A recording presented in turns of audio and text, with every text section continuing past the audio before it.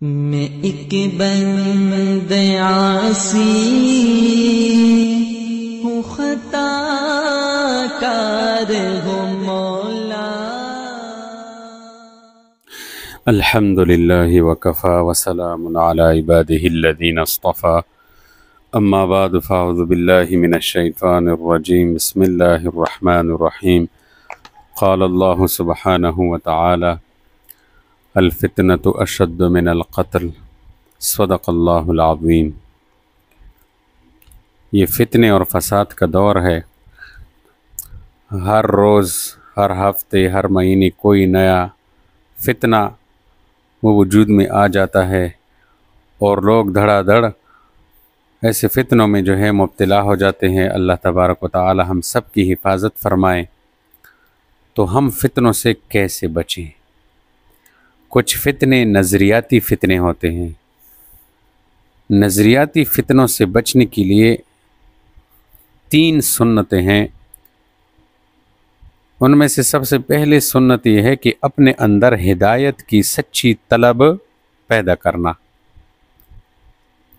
ہمارے اندر جو ہے سچی طلب ہو ہدایت کی، اللہ تبارک و تعالی سے مانگنا ہو اور اس پر استقامت اختیار کرنا ہو، یہ سب سے پہلی بات ہے۔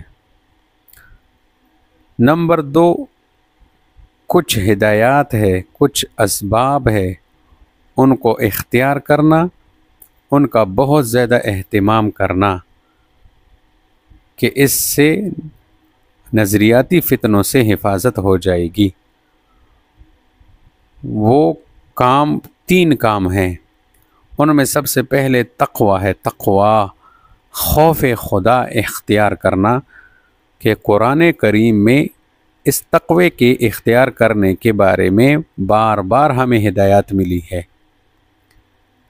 نمبر 2، حق اور حقیقت پانے کے لیے اللہ کی دی ہوئی قوتیں مثلا غور و فکر، حق سننا، سمجھنے کی کوشش کرنا، ماننا، قبول کرنا، استقامت، تو ان قوتوں کا صحیح استعمال کرنا۔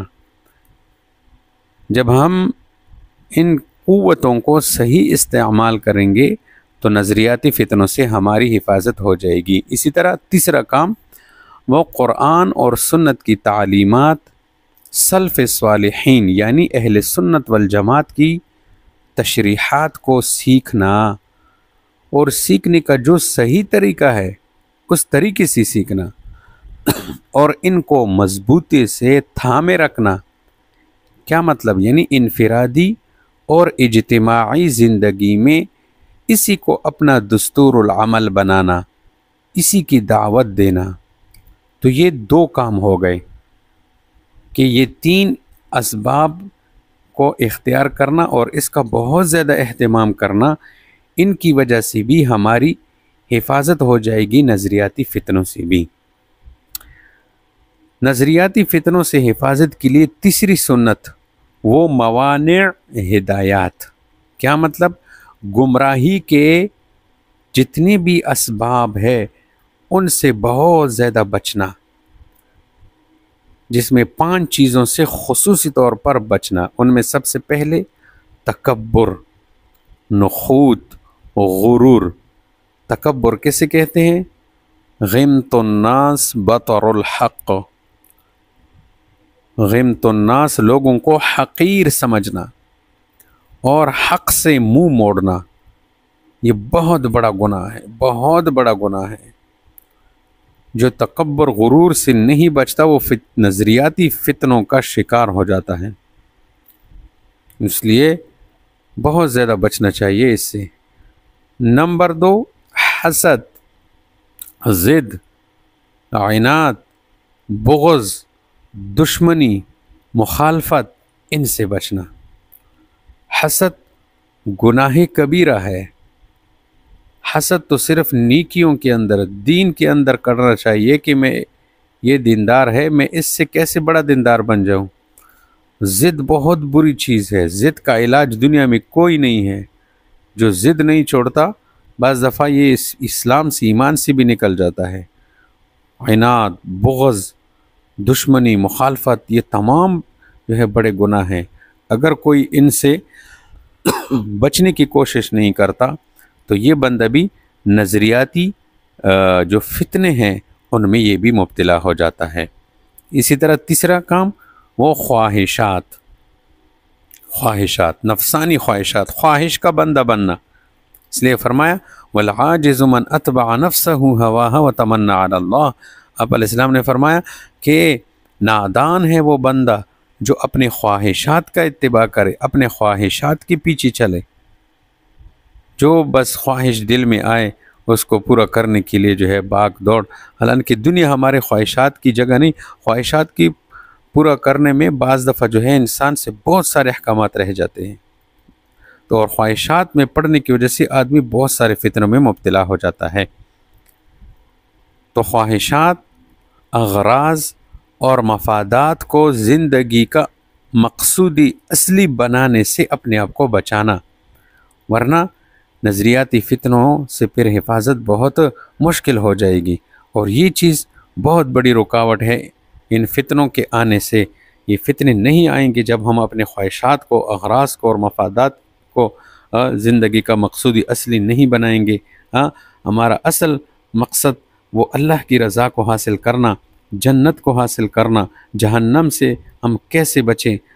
یہ چوتھا کام رسم و رواج، آبائی خاندان اور خاندانی رسم و رواج کی اتباع سے بچنا.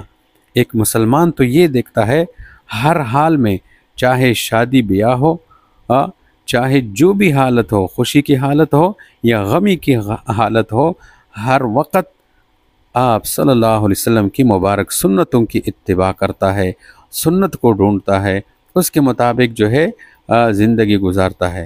تو جہاں ہم رسم و رواج میں مبتلا ہوں گے تو اس سے جو ہے بہت فرق پڑے گا، بہت سارے فتنوں میں بندہ پھر مبتلا ہو جاتا ہے. تو اگر نظریاتی فتنوں سے بچنا چاہتے ہو تو پھر کیا کرنا پڑے گا کہ ہم رسم و رواج اس سے اپنے آپ کو بچائیں. پانچواں کام نظریاتی فتنوں سے بچنے کے لیے وہ قوتوں کے غلط استعمال سے بچنا. اللہ تبارک و تعالیٰ نے ہمیں قوت دی ہے.